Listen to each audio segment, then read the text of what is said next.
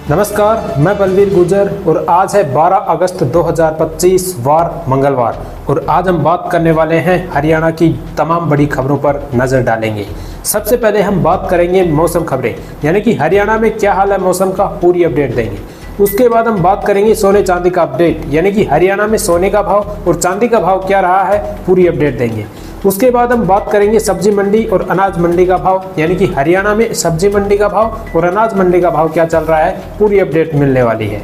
फिर हम बात करेंगे सरकारी नौकरियों के बारे में भी अपडेट देंगे, सरकारी योजनाओं के बारे में भी अपडेट देंगे और जो भी तमाम छोटी बड़ी खबरें हैं उनके बारे में भी विस्तार से समझेंगे।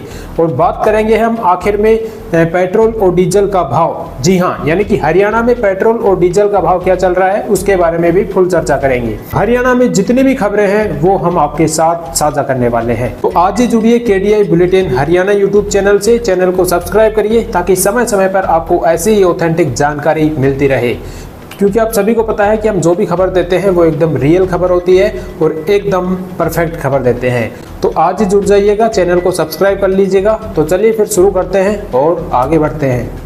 आइए बात करते हैं आज के पंचांग की। तो भाद्रपद कृष्ण पक्ष की आज तृतीया तिथि है और आज भाद्रपद माह का तीसरा दिन भी है। हरियाणा में सूर्योदय व सूर्यास्त कब तक होगा? सूर्योदय 5:42 पर होगा और सूर्यास्त 18:58 पर होगा।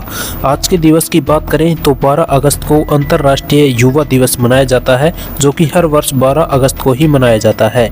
चलिए मौसम अपडेट देखते हैं। हरियाणा में 15 अगस्त तक पूरे प्रदेश में बारिश का अलर्ट है। सोमवार 11 अगस्त को यमुनानगर में दोपहर तक तेज बारिश हुई, इससे यहां सड़कों पर काफी जल भराव हो गया। इसके साथ ही हिसार, नूंह और अंबाला में भी बारिश हुई है। 4 जिलों में बारिश का ऑरेंज अलर्ट मौसम विज्ञान केंद्र चंडीगढ़ ने पंचकूला, यमुनानगर, अंबाला और कुरुक्षेत्र में बारिश का ऑरेंज अलर्ट जारी किया है। यमुनानगर में रात से बारिश हो रही है, यहां सड़कों पर जल भराव हो गया है। इसके अलावा करनाल, कैथल, पानीपत और जिंद में भी हल्की बारिश की संभावना जताई गई है। चलिए कुछ अन्य अपडेट देखते हैं। भिवानी जिले के ग्रामीण क्षेत्रों के लिए मुख्यमंत्री नायब सिंह सैनी द्वारा 13 जुलाई को जिले के गांव चंदावास, भैरा, खानक, इंदीवाली, मंढाना और मंढान में 6 नए उप स्वास्थ्य केंद्रों की शिलान्यास किया गया था। इन भवनों का निर्माण कार्य जल्द शुरू होगा। इन भवनों के निर्माण कार्य के लिए टेंडर अलॉट कर दिए गए हैं, जिसका निर्माण 3 करोड़ 33 लाख की लागत से निर्माण होगा। कार्य जिला परिषद द्वारा शीघ्र प्रारंभ कराया जाएगा इसका निर्माण, ताकि जल्द से जल्द ग्रामीण जनता को इन सुविधाओं का लाभ मिल सके। ये जानकारी देते हुए प्रदेश की स्वास्थ्य मंत्री आरती सिंह राव ने कहा कि हरियाणा सरकार ग्रामीण स्वास्थ्य सेवाओं को सुदृढ़ और आधुनिक बनाने के लिए निरंतर प्रयासरत है। उन्होंने कहा, हमारा उद्देश्य यह सुनिश्चित करना है कि किसी भी नागरिक को प्राथमिक चिकित्सा या मातृ शिशु स्वास्थ्य सेवाओं के लिए लंबी दूरी तय न करनी पड़े। नए उप स्वास्थ्य केंद्र इस दिशा में एक मजबूत आधारशिला साबित होंगे। उन्होंने बताया कि हरियाणा सरकार स्वास्थ्य क्षेत्र में बुनियादी ढांचे के विस्तार के साथ साथ मानव संसाधन को भी सुदृढ़ कर रही है।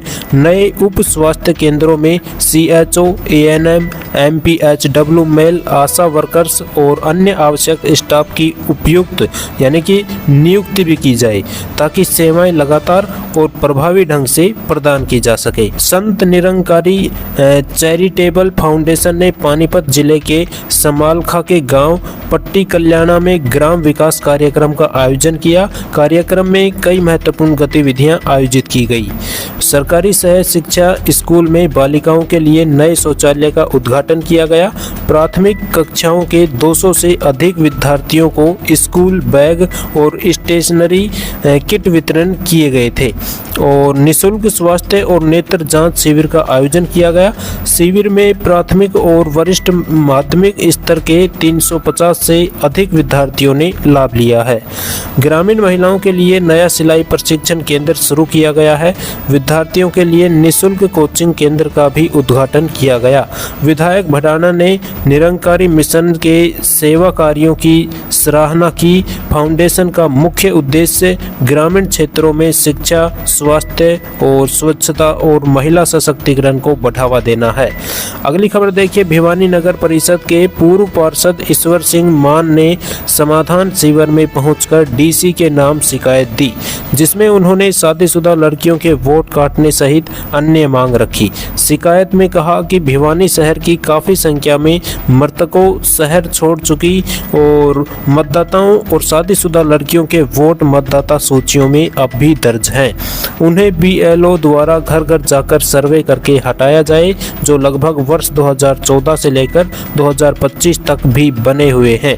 उन्हें शीघ्र हटाया जाए, जिसकी संख्या करीब 10,000 है। उन्होंने प्रशासन और हरियाणा सरकार को सुझाव देते हुए कहा कि खासकर अध्यापकों की जगह रिटायर कर्मचारियों, अधिकारियों व उसी गांव तथा बूथ के पढ़े लिखे बेरोजगार युवाओं को बीएलओ की ड्यूटी दी जाए, ताकि बच्चों की पढ़ाई में होने वाले नुकसान से बचाया जा सकता है और प्रत्येक गांव में 10-20 बेरोजगार को रोजगार दिया जा सकता है।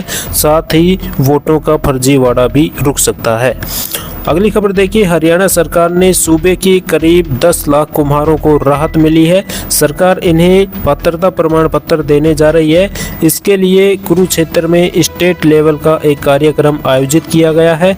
यहां मुख्यमंत्री कुरुक्षेत्र सहित सीएम, नायब सैनिक, कैथल, करनाल और यमुनानगर के कुम्हारों को पात्रता प्रमाण पत्र देंगे।